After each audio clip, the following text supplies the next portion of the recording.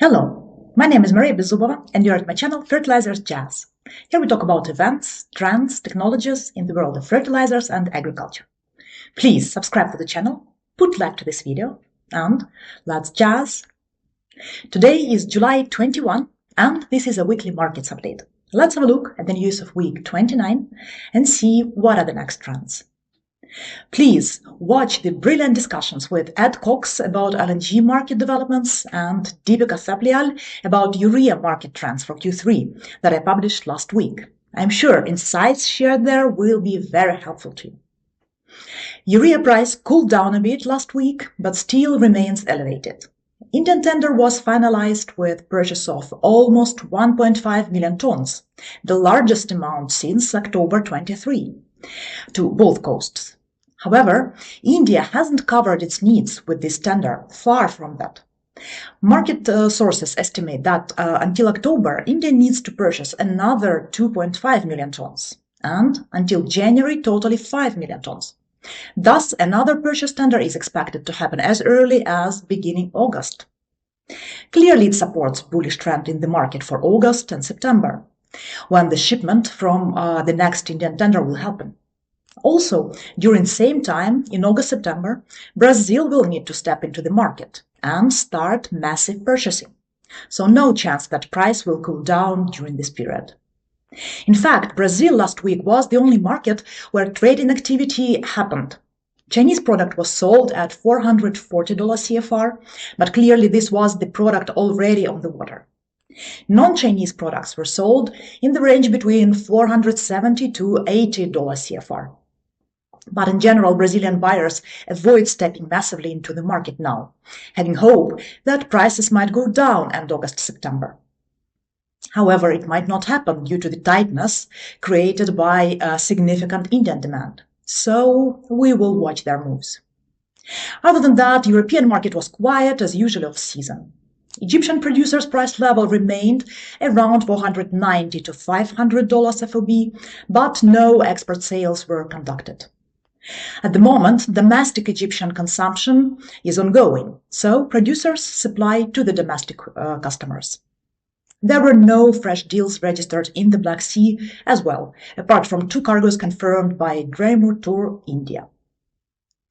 In the Middle East, there were no spot deals. The only news from the region is tender sales of 2 Iranian producers at $435 level. 2 lots of 30 tons each were sold for August shipment. Nigeria and Dangote also finalized sales tender last week and sold 2 cargoes, 30,000 tons each. The interesting part is the price, which turned out to be very different for 2 lots. First one was sold at $465 FOB for shipment beginning August, and the second one already $480 FOB for shipment mid-August. It is a question mark indeed which market can afford such high price at the moment. Maybe only Argentina, but still looks high, so we will see where it will end up. In Ethiopia, EABC came back to the market seeking supply for 2 lots for its latest tender. However, price level now was bigger versus offered in the initial tender. The lowest proposal was $458 FOB China. Other 2 markets that still have demand are Thailand and Australia, but high global level of pricing prevents importers from rushing to purchase more volumes. In the US, there was no actual sales activity during the week, also because the vast majority of market players were visiting Southwest Fertilizers Conference in Nashville. According to first feedbacks, most of discussions were circulating around potential tariffs at Russian products that President Trump might imply if Russia doesn't agree ceasefire and peace deal with Ukraine during next 50 days. Then President has authority to imply tariffs at all Russian goods, including fertilizers, for as much as 100%. Urea market will be hit, of course, but most of the problem will be in UAN segment, where Russia is currently a dominating supplier. However, again, uncertainty prevails as thus market is nervous. For now, it is off-season, but in 50 days, market will slowly move to the seasonal purchase window. We will closely watch this situation developing. Paper values cooled down after a surge last week. Egypt FOB hovered mostly at the similar level versus a week ago, slightly correcting downwards for July and slightly upwards for August and September. Arab Gulf price for July increased by $5, reflecting actual sales to the Indian tender, while for August and September corrected significantly downwards by $15 and $7 respectively. Brazil CFR showed similar dynamics, up in July by $15 and down for August and September by $15 and $10. US NOLA future values corrected slightly downwards for all 3 months. Ammonium sulfate market price softened amid slow demand, especially from Brazil. Chinese crystal copper product was sold at $180 to $85 FOB, which is $5 lower versus a week ago. Granular product price was assessed between $190 to $95 FOB.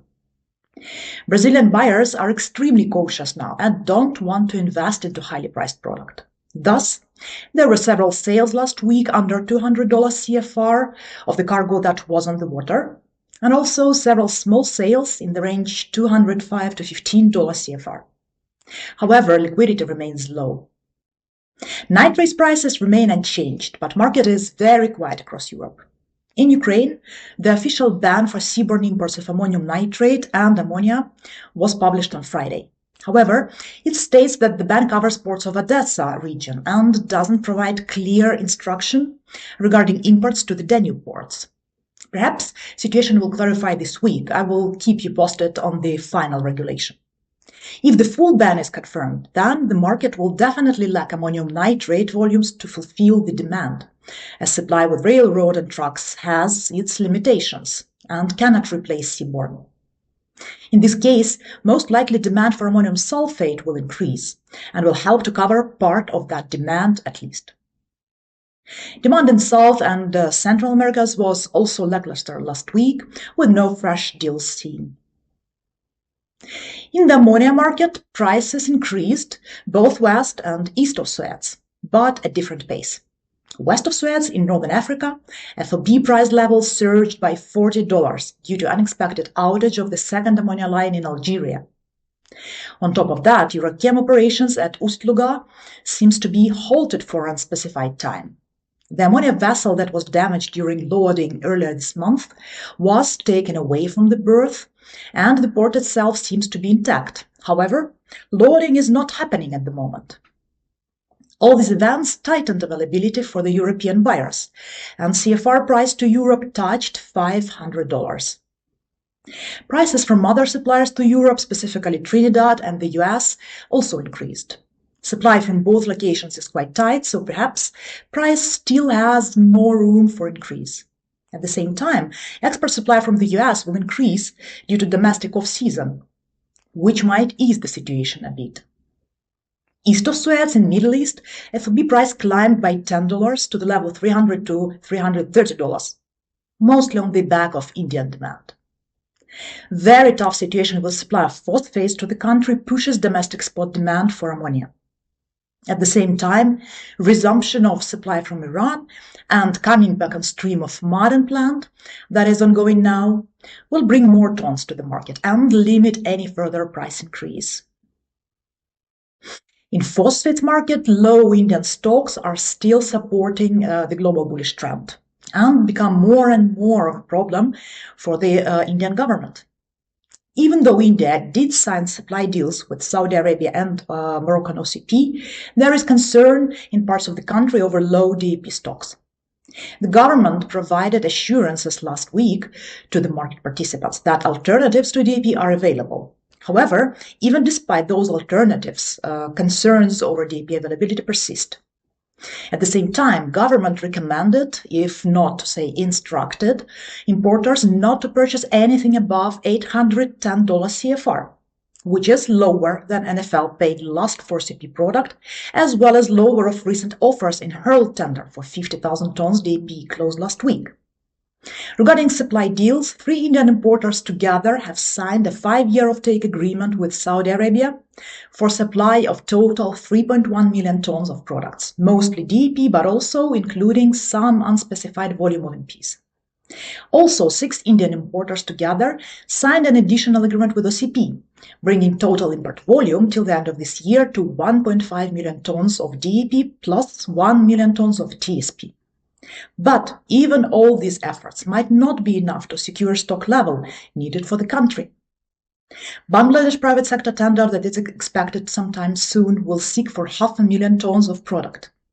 Ethiopian EABC awarded its latest tender for 70,000 tons of DEP to meet Gulf at $785 FOB China, and then immediately issued a fresh one for another 60,000 tons, which closed at the end of last week. Market becomes even tighter from day to day, so no price decrease is seen on the horizon. In Brazil, demand slowed down due to increasing affordability issues, as well as credit-related issues for the farmers. MAP prices moved up by $5, but demand was limited. Further purchase situation will very much depend on agricultural prices, because current level makes things very gloomy for the farmers. In the US, prices also increased for all products, but demand was very slim. Some DAP barges for August traded at $740 FOB per short ton, and MAP traded at $782 FOB per short ton for August and for September. Now, not only affordability, but also supply in general is a concern for the buyers in the US. In China, DAP prices climbed to $765 to $70 FOB level amid all these demand inquiries. However, export flow remains quite limited, which doesn't help the global market, of course. Moving to the fundamentals. European natural gas futures eased to less than 34 euros per megawatt hour as stable supply from Norway and steady demand helped calm the market. President Trump's 50-day ultimatum to Russia reduced fears of immediate supply shocks, though uncertainty may rise as the deadline aligns with Norway's seasonal maintenance starting late August. Meanwhile, a heat wave in North Asia is driving up gas demand, causing LNG cargoes to divert from Europe. This raises concerns about a potential supply squeeze, as Europe works to build winter reserves. EU gas storage is around 60% full, below normal levels. Warmer weather in parts of Europe is also lifting cooling demand, though forecasts suggest a return to average temperatures later in July. Still, Trump's escalating tariffs add uncertainty to the market. US natural gas futures rose toward $3.6 per MMBTU, driven by increased demand for cooling amid hotter than normal weather. Also, forecasts show continued high temperatures through early August, with next week likely to bring this summer's peak heat. In addition, LNG exports are climbing because some plants recover from maintenance and outages, and domestic output is also rising. Strong production allowed energy firms to inject more volumes into storage for the week ending July 11, and as a result, gas stockpiles now sit more than 6% above the seasonal norm. Agricultural commodities future prices moved differently. Wheat futures fell more during the week, dipping below $5.4 per bushel, pressured by expectations of abundant Northern Hemisphere crops, particularly in the US, and ongoing trade uncertainty. The US winter wheat harvest is nearing completion in key producing states. Across Europe, harvesting is progressing in France and Germany. In Russia, wheat 2025 output and export forecast were cut due to drought hit yields in the south.